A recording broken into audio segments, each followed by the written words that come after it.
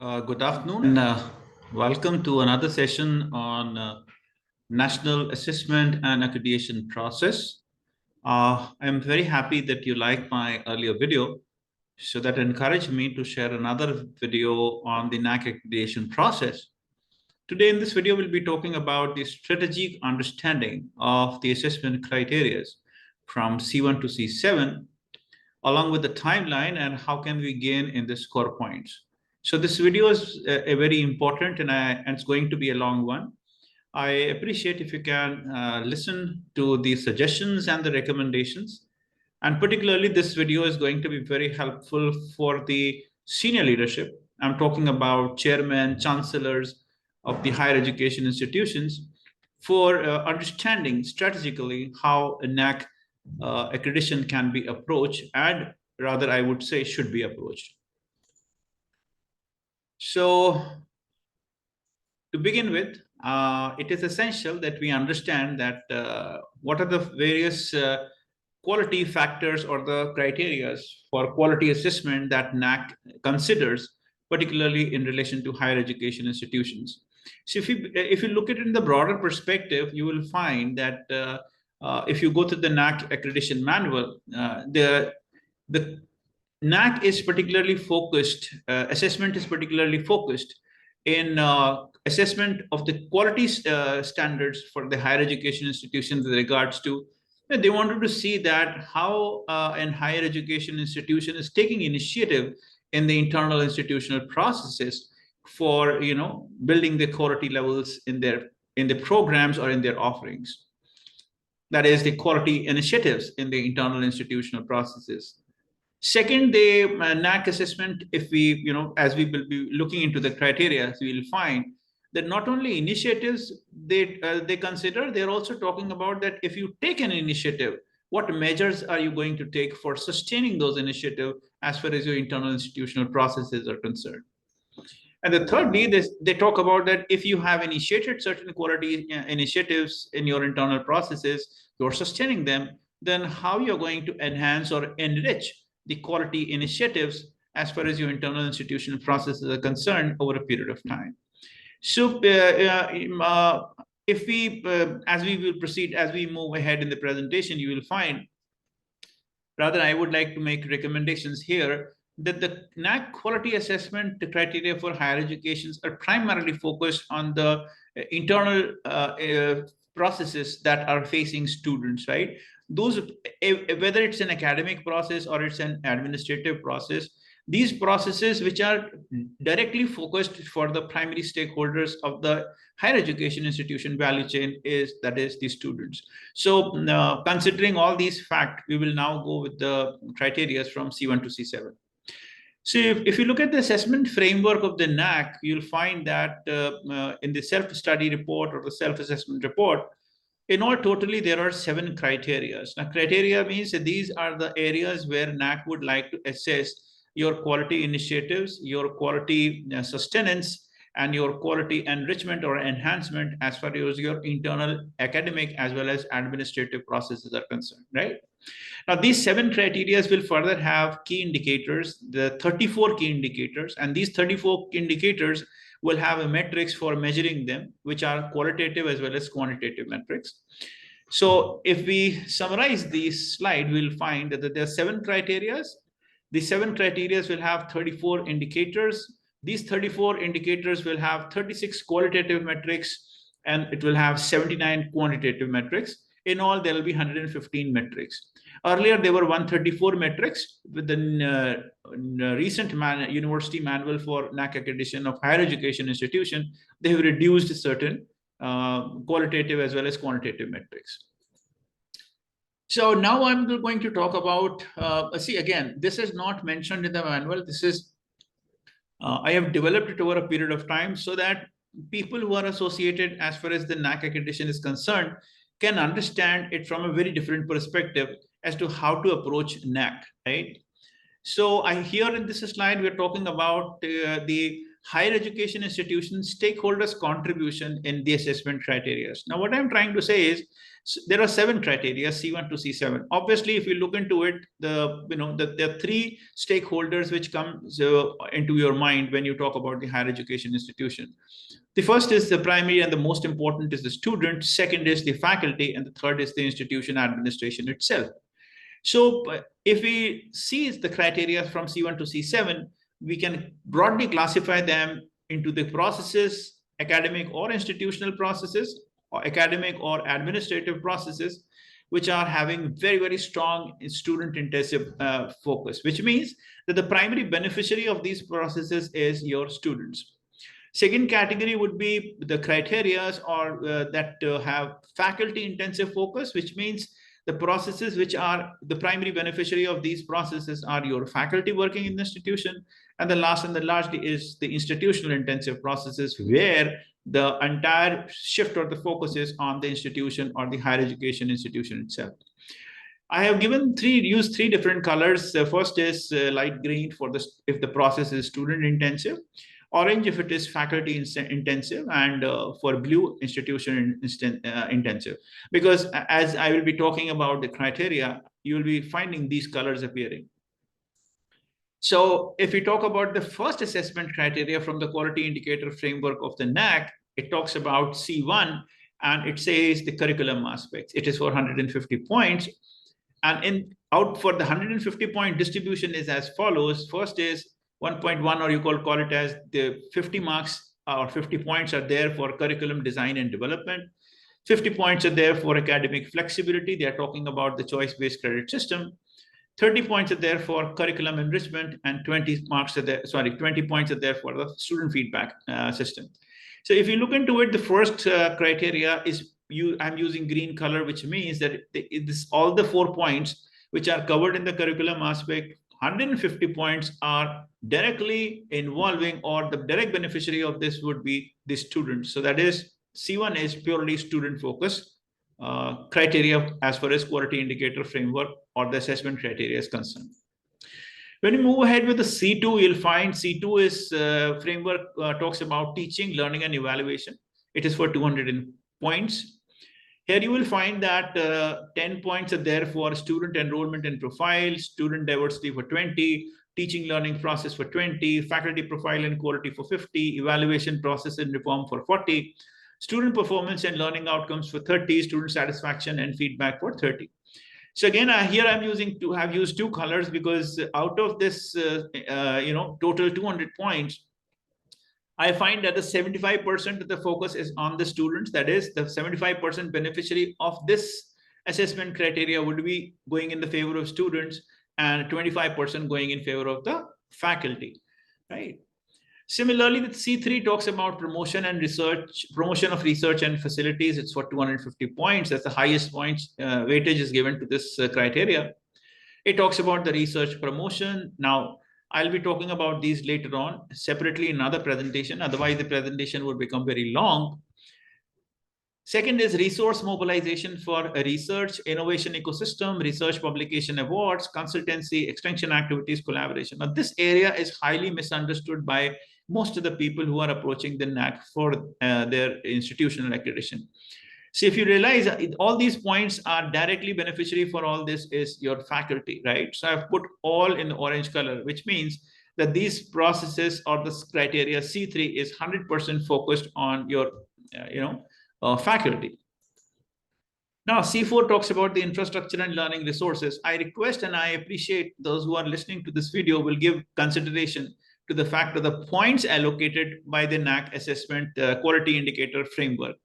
Look at it, infrastructure and learning resources are given only 100 points. That means their weightage out of 1,000 points is, you can say that just as a 10%, right? So it talks about physical facilities, library resources, IT infrastructure, campus infrastructure, and so on and so forth. Now, these all processes or these C4 criteria. The primary beneficiary is the institutions. I've used the blue color. Again, the C5 talks about student support and progression, which is for 100 points. It talks about student support, student progression, student participation, and alumni engagement. Now, these are, if you look into the second point, there is student progression, student support. So NAAC gives very high consideration to all the points where the holistic development of the student is involved. So again, the primary beneficiary of this criteria of the framework is student. So I've used the green color. C6 is governance, leadership, and management. This is again purely from the institutional benefit point of view. So I've given blue color, and it talks about vision and leadership, strategy, development and deployment, faculty empowering strategies, financial resources, and IQAC system. This is recently being added. It was not in the earlier manual. So this entire 6 criteria has the focus from the institution point of view. So I've given the blue color. C7 talks about institutional values and the best practices. This is the area where NAAC wanted to see how the higher education institution is different from the other institution in that very area or in that very particular field. Now, having understood from C1 to C7, now is the time that let's see how we can understand and approach it. So I've put it in the diagrammatic form for you to have a look into it. So the quality framework, if we see, C1, as we have discussed, this talks about the curricular aspect. It has 150 points. It is in green color, which means this entire criteria is focused on students. Or you can say it is intensively student intensive. C2 talks about teaching learning evaluation for 200 points.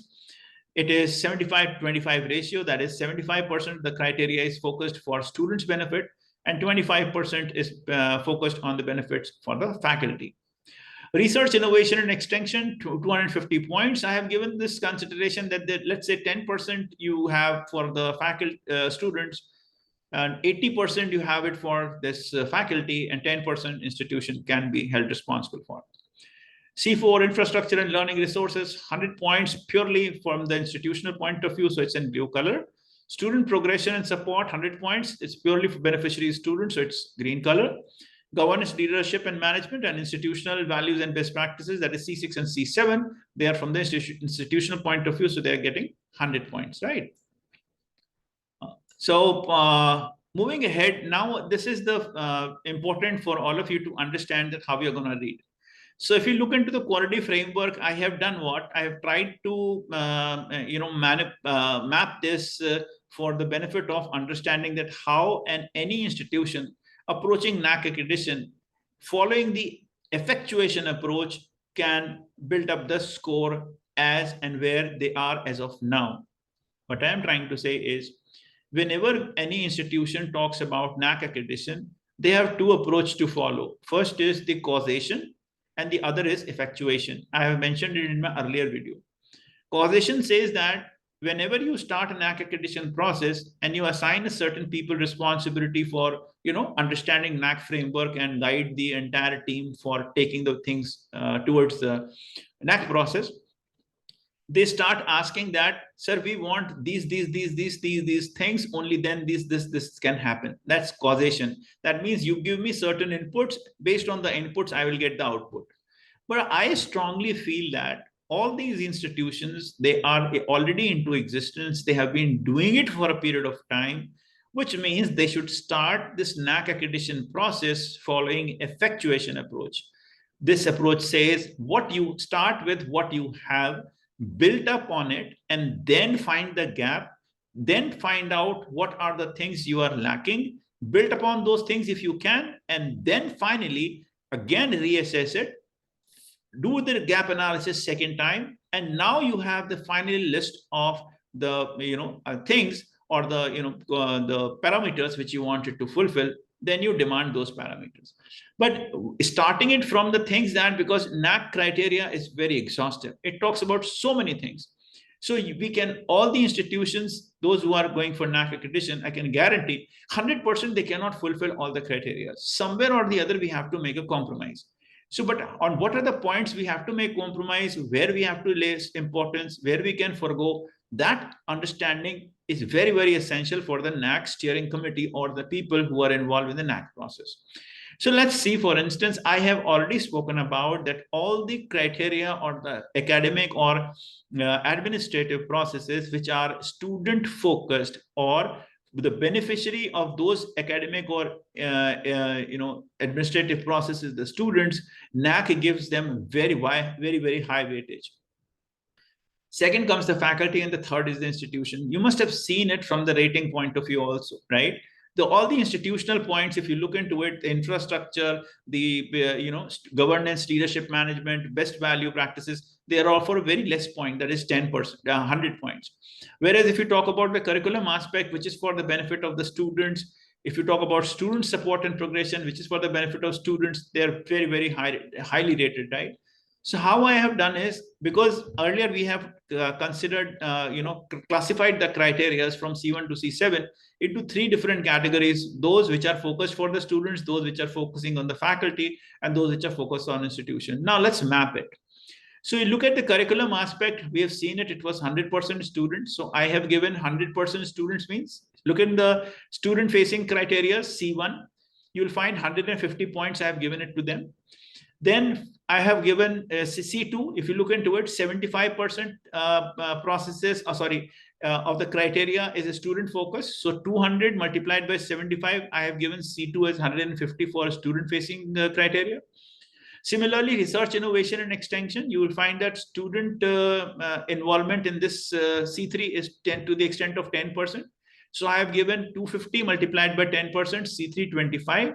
And accordingly, student support and progression is 100%. So I have given C5 as 100.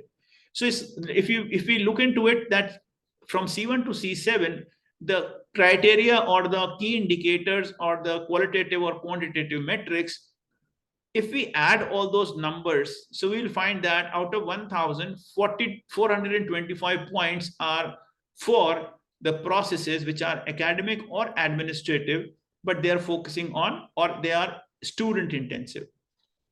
Similarly, I've done it for institution facing criteria. That is, if you look into it, C3 research, innovation, and extension, 10%. 10% of 250 is, that is 25. So you can see C3 is getting 25. Similarly, infrastructure and resources 100. So you get C4 is given 100. C6 is 100 and C7 is 100. So institutional facing criteria, that means C1 to C7 criteria that involves different academic or administrative processes have institutional focuses, and the total comes out to be 325. Similarly, faculty focus comes out to be 250. Now, this classification is really very essential, because this is going to guide how to approach NAAC accreditation process. Right. So this was the summary of this slide, earlier slide. So let's see stakeholders' contribution. Now, out of 1,000 score, right? The NAAC assessment is for 1,000 points, right? So let's see each stakeholder is contributing to what extent, and accordingly we can decide the priority of that stakeholder or the importance of that very stakeholder as far as NAAC quality assessment framework is concerned. So if you look into the students, from the students' point of view, they score the highest, that is their 425. Their contribution is to the 425. So if we divide 425 by 1,000, we get 42.5% contribution comes from the processes or from the criteria that have student focus. Institution has scores is 325, which means 32.5 percentage comes from the processes which are focused on students, or which is focused on institution. And the 25% comes from the faculty. Now this helps us in prioritizing our approach for the NAAC. So student-facing processes, where are the areas of concern which can be done considering what I have been talking about? The first is curriculum design, academic flexibility. It talks about outcome-based education and choice-based credit system. It is, according to the new education policy, very important aspect. Then second comes the curriculum enrichment, value-added courses, and student feedback mechanism. Now, when I say that I'm talking about the areas of concern, I'm talking about these are the areas which can be done, by the faculty, by the higher education institution, as of now, with whatever resources they have. Third, transparency in the processes related to admissions and examination. Now, here you would like to have developed the policy statements or the policy documents. Establishment of entrepreneurship development and incubation cell. And then lastly, the student engagement in career progression and scholarships. placements, and alumni engagement. I wanted to talk here about career progression.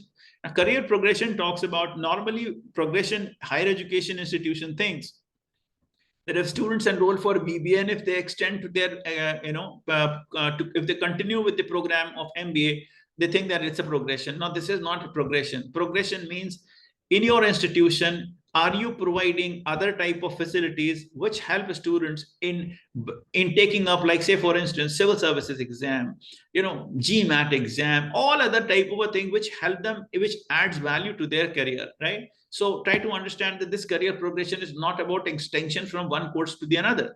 It's talking about, like, say, for instance, do we provide them, anything related to appear preparation for the TOEFL exam, for civil services exam, for railways, all these type of facilities which you're going to provide comes under the category of career progression, right? So NAAC gives importance to it. If we talk from the areas of concern from the institutional facing processes, then we have to design or establishment of the process related to admissions and examinations. That means you need to develop a policy statement, that is how you're going to take the admissions, what are the criteria.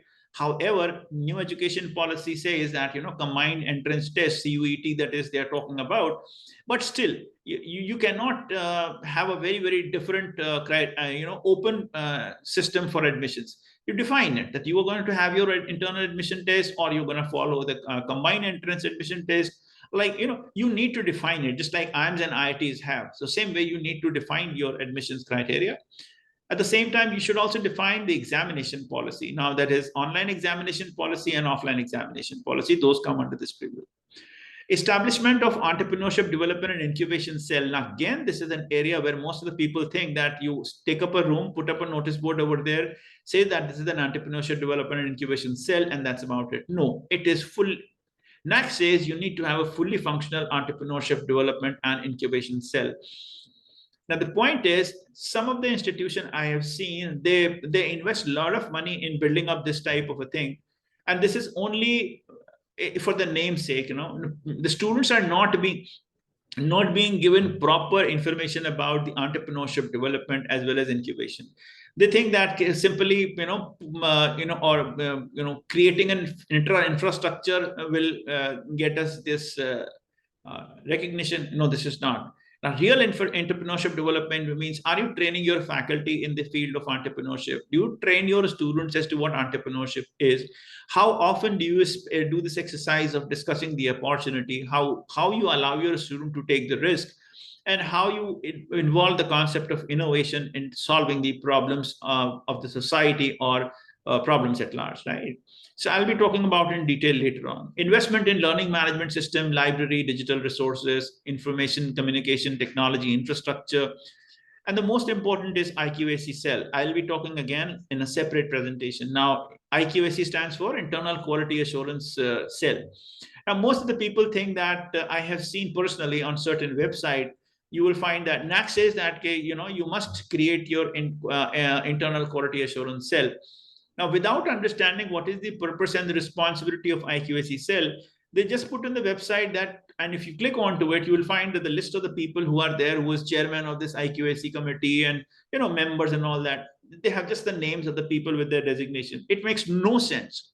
Quality, you can read the name itself, Internal Quality Assurance Cell. That means this particular cell is responsible for conducting internally academic as well as administrative audits, finding it out where there are loopholes and where the quality of the academic or as well as administrative processes can be improved.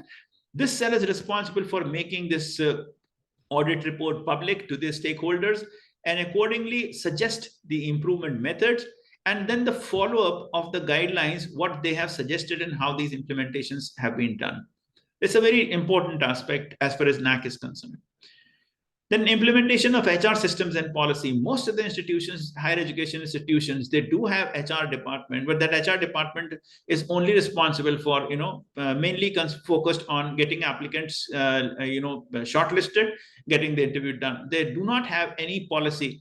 Sometimes they will have, incentives, different incentives. How you are giving incentives, no basis. What type of pay scale they are following, no, there's no structure for it. So it is important that you must have an HR system which has definite policies as far as recruitment, training, and development. Last is the budgeting and financial resource allocation.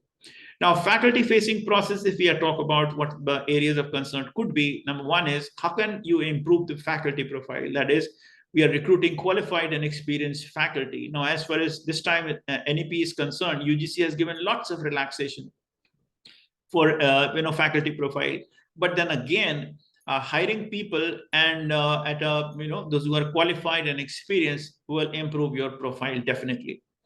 Development, promotion of research policy and facility. I'd like to share with you from my experience, one of the very leading universities in Kanpur, they took this point very seriously, research policy, and what they did, they come up with the research incentive policy where they were and they got it approved from the Chancellor, where they were talking about that if the faculty write certain papers, they will be rewarded given the monetary compensation.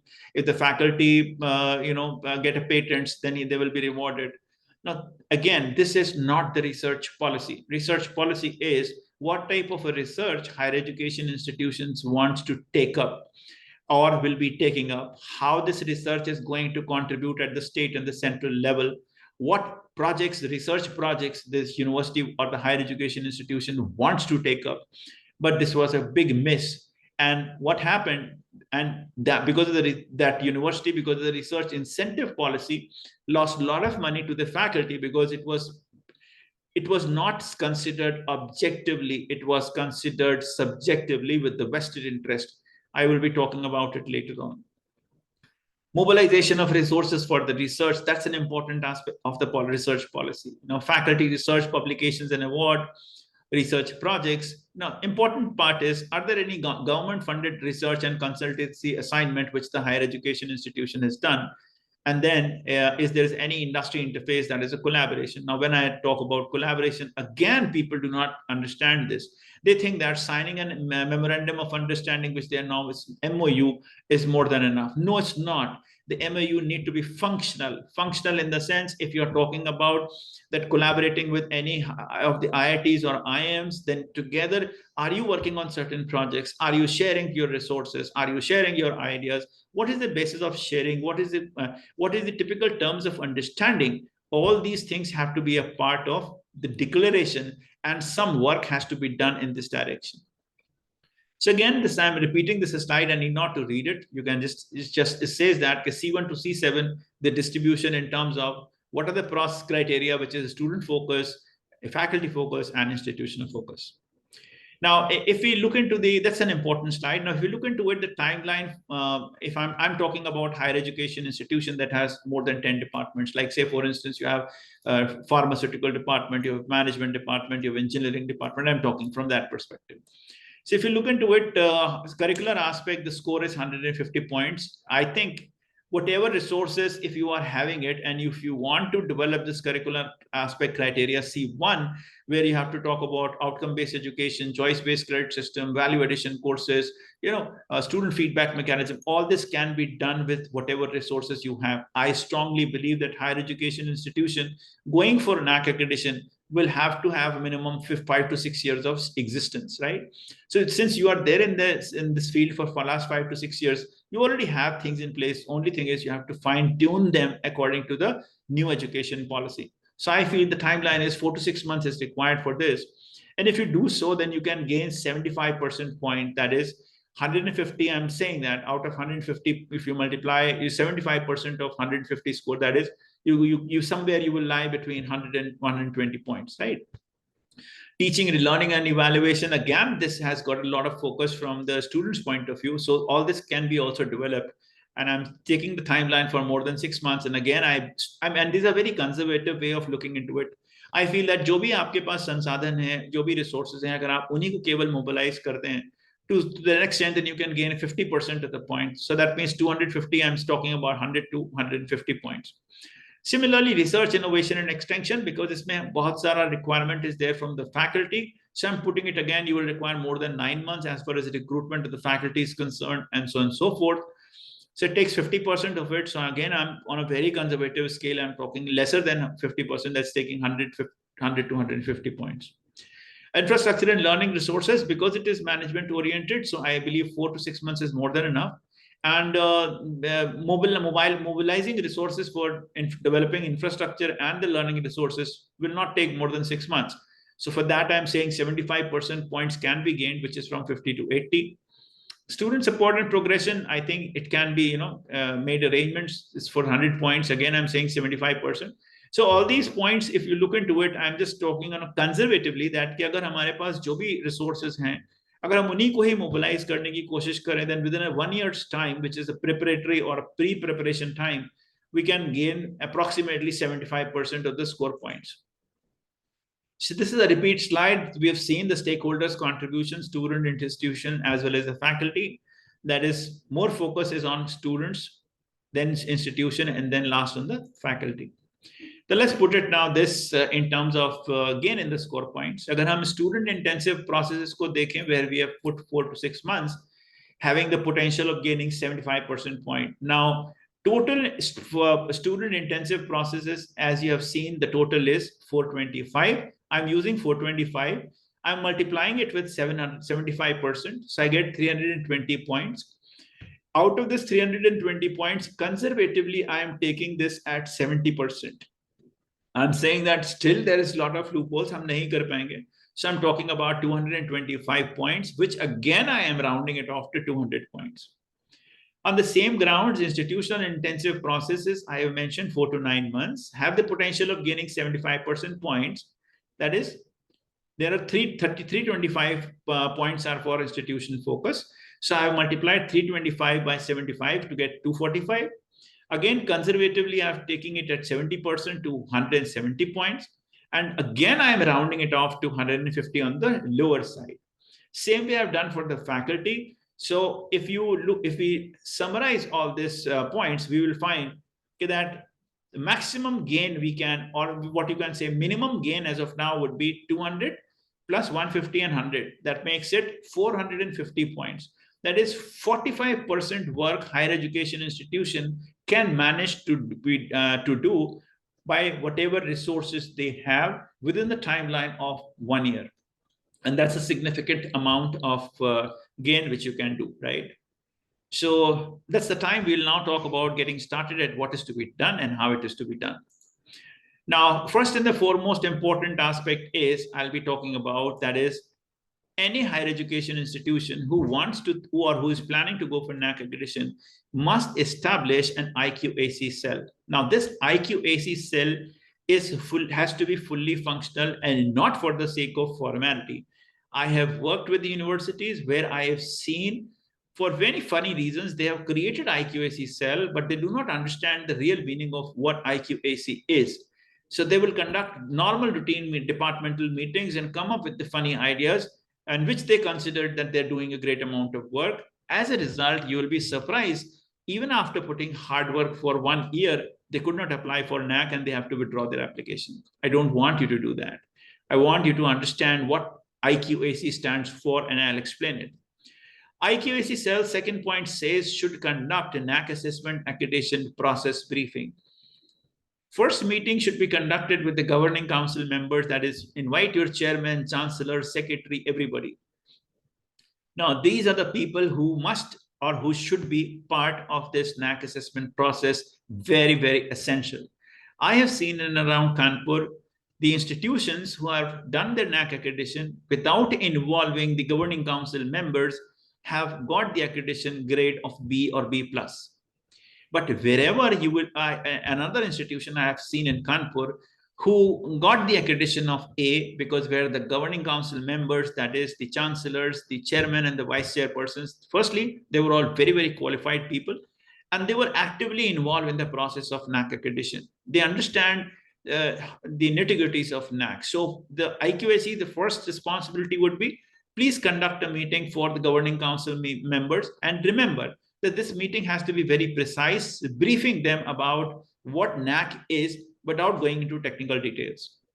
Then second is that NAAC accreditation, Second one is that the second meeting should be conducted by IQAC cell for the administrative department. Now here I'm talking about registrar, human resource department, and the exam cells. Now don't try to mix all these things together, because depending upon the audience, the level of detailing and the explanation goes accordingly, right? So if when IQAC cell conducts a meeting for a governing council members, it is precise, very focused. When it talks about department, administrative department, it talks about the technical aspects, that because how they have to understand what NAAC is. Then third meeting should be conducted separately for the head of the department, where dean, principals, and the directors. Now these are the people who are in the operational team. So here you have to talk about what are the operational aspects that dean, principal, and directors should take into consideration for their department. Lastly, departmental faculties. Now, you must be wondering as to why I am talking about that these four types of meetings. See, NAAC is not a process in isolation. NAAC doesn't work on silos. Everybody is responsible for NAAC accreditation and assessment. All the people, right from the faculty to the dean, to the principal, to the registrar, to the chairman, to the secretary, to the chancellor, they have to be actively involved in the process. Because go back to the first slide where I've talked about, NAAC tries to assess the quality standards of higher education institution for three reasons. First is what quality initiatives these institutions are taking for their internal academic and administrative process, then how they are going to sustain those processes, and finally how they are going to enhance or enrich those processes. So all these people are the stakeholders in that. So they have to have a clear understanding of the process. Secondly, when you talk about the head of the departments, please do not bring with these people the HODs. Now, head of the departments, I'm talking about dean, principals, and the directors. I have not talked about the head of the department, like say HODs, what you call it, because the problem comes if you mix HODs, deans, principals, and directors together in a meeting. These senior people, dean, principal, directors, have the tendency that, let the HOD understand what is all about, and we will pick up from HOD. No. When you train all these four people in the higher education institution, or you create awareness, then the things start moving properly, because each level is different, and each level understanding is different, and each level contribution to the process is very, very different. After the awareness meetings are conducted, then you constitute a NAAC steering committee, in which only dean, principal, and directors should be there. Nobody else. No head of the department, no senior professor, nothing. Only dean, the principals, and the director. I recommend and strongly advise. The reason is, the moment you add any person just below the hierarchy, below in the hierarchy to the principals, directors, and dean, they try to give away their responsibility to that person, which I do not want. So NAAC steering committee means mostly all the deans, all the principals, and all the directors should be a part of the NAAC steering committees, because eventually when the peer committee visits, they only deal with NAAC steering committee. So these people should be involved from the very beginning, so that they know how to answer the questions which are being asked by the NAAC peer committee. Now, next is constitute departmental NAAC working committee, that is HODs, and with the 2 professors, right? They are the one who are going to actually perform the task. Then you have to develop the NAAC calendar for the progress review meeting, which has date and time. Now, please avoid going for a random sort of a thing. Now, you can decide that, NAAC meetings will be done initially. It will be done for, let's say, for instance, the frequency can be less initially because a lot of work has to be done. But then gradually the frequency should be, increased. Or I would suggest that initially you should have more frequency for the NAAC meeting, because you have to explain so many confusing doubts to your working committee members. And gradually, as the work starts, you can go down on it, right? And then departmental NAAC working committee to prepare the self-assessment report. Now, based on their understanding, whatever they have as of now, this self-assessment report or as a self-study report, the format is available on the websites. NAAC IQAC cell should download it, and they pass it on to the different departments and ask them, hey, you please fill this type of a report, which is also known as NAAC readiness report, or along with the gap analysis. Now, when they first time fill this self-assessment report, they will find that they're missing on so many aspects. Fair enough. Don't worry about that. But fill that report. So what now comes, the IQAC, in a limited time frame, ask all the department to submit this NAAC readiness report along with the gap analysis report. Now, IQAC has now the responsibility of reading this report carefully and coming it out with the gap which can be merged or can be combined together. I'll put it this way. Suppose there's 10 departments. One department is work, for example, technical department, let's say, for instance, BTech, MTech, here you have a lot of good faculty. And the other departments are there where you have a lesser faculty. Because when you apply for a NAAC is in totality. It doesn't say that I'm talking about BTech faculty or I'm talking about MBA faculty. It talks about what all faculty resources do you have for your higher education institution. So when you combine both these two, you'll find that a reasonable balance can be established. So gaps analysis has to be understood from a larger perspective, right? From the holistic point of view, not from the departmental point of view. But this responsibility is for the IQAC cell. Then you will find that IQAC steering committee to conduct academic audit for all the departments. As I have mentioned, now this when they submit their report, then you have to do this academic audit, IQAC cell. And then IQAC and NAAC steering committee make recommendations with the timeline. Now, this is an important aspect. Now, this process takes a lot of time. I hope I have made my point certain clear. I may be slightly rigid in the sense I'm quite tough in making declarations or recommendation, but that's how it has to be done, right? If you look into it, this is how the work flows as far as NAAC is concerned. It says that, what has to be done comes from NAAC IQAC cell through NAAC steering committee and NAAC departmental working committee. And then there's an information flow which says what work has been done. So what has to be done and what work has been done. It's a continuous iterative process till you get your gap analysis to the bare minimum. Now, I'll just talk about certain recommendations as I have been talking about. You first create an NAAC steering committee comprising of heads of all the departments. Do not exclude anybody. They should be a part of it, right?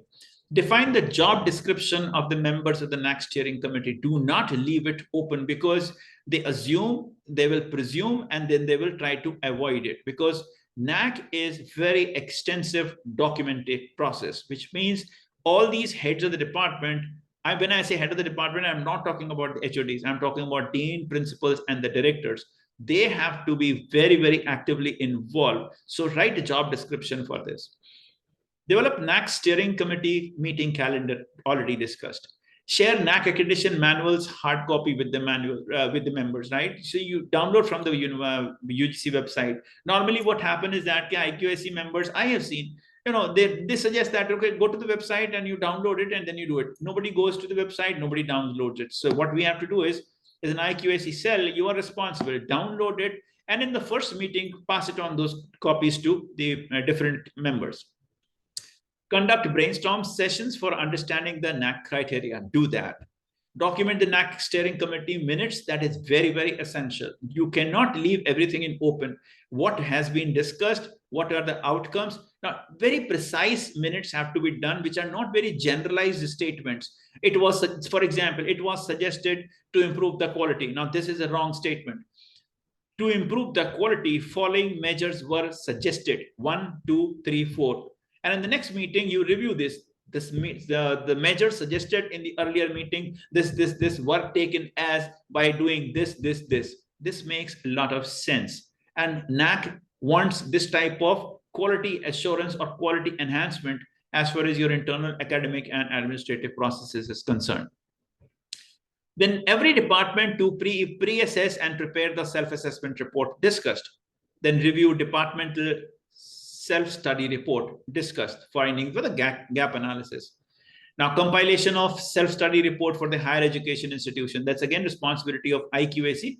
And this IQAC person has to, combine all the departmental reports to have a holistic view to find out what are the score points as of now.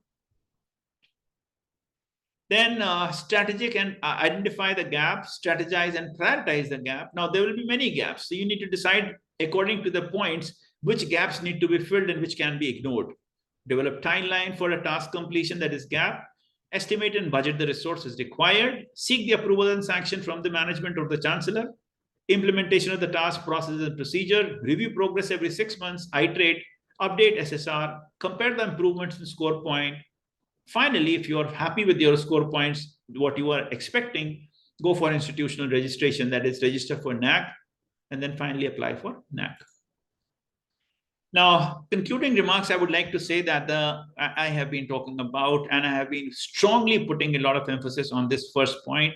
NAAC accreditation workload should be highly objective. Please do not give one person the authority to decide about all the features or all the aspects of NAAC. Normally, I've seen that what happens is that when you're talking about criteria, how they do is, they say that, okay, C1, 4 or 5 people you look after, C2 criteria, you 3 or 4 people look after. You know, what happens that whosoever becomes the owner of a particular criteria sees that how his subjective views prevails as far as NAAC assessment criteria is concerned, which is highly objectionable. NAAC accreditation workflow should be highly objective. You should see from the institutional point of view. You cannot see it from the criteria point of view. Criteria is a metric, whereas institutional framework is a larger perspective. So when I said in NAAC steering committee involving all the directors, all the principals, and all the deans, it clearly says that these people have to look for all the criteria. They will look after C1, they will look after C2, they will look after C3, C4, C5, C6, and C7. So when you see that all of them are involved, so they will be very objective when they are approaching these criteria. But instead, if you give criteria requirement, let's say, for instance, management department, you look after C1 for all the other departments. Now, they think that C1 is the utmost important criteria in the NAAC framework, which is very subjective view, and it is highly discouraged. So I would strongly urge the top management that please give or allow your NAAC steering committee to look into the NAAC accreditation process objectively. Second, NAAC accreditation is a strategic process. You have to see it from a long-term perspective. बहुत सारी कमियां निकलेंगी जब आप gap report prepare करेंगे. In that gap, you have to find out how much points you are going to score if you fill that particular gap. I'll give you a small example. NAAC says that your classroom should you should have a smart classrooms. Now, for that, they are giving only 3 points. If you have a smart classroom, now smart classroom ki definition have to be seen and understood. Smart classroom means classrooms equipped with audio, video, and computing facilities, like say, for instance, internet.